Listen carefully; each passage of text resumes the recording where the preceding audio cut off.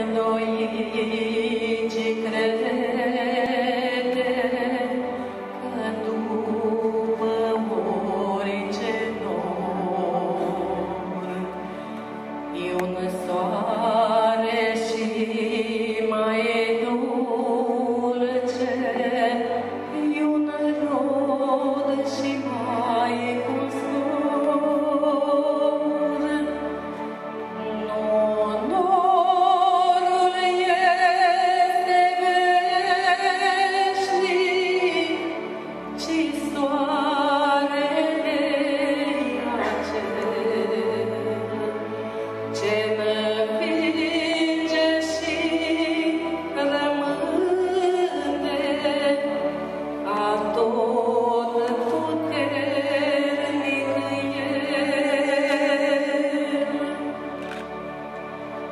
Nu te uita la tine, că ești atât de slab, nici la vrăjmașul care te-ar nimici de grab.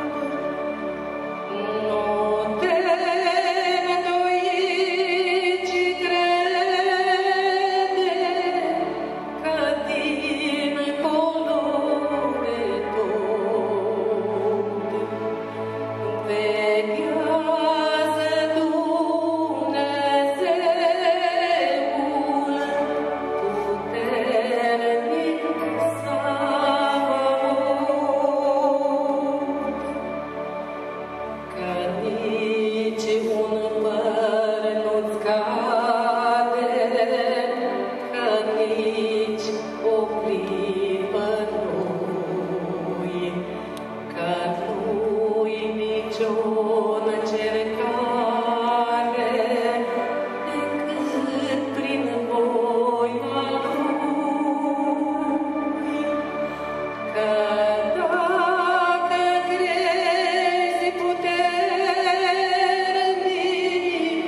nimica nu-i spre rău, ci totul se va întoarce spre un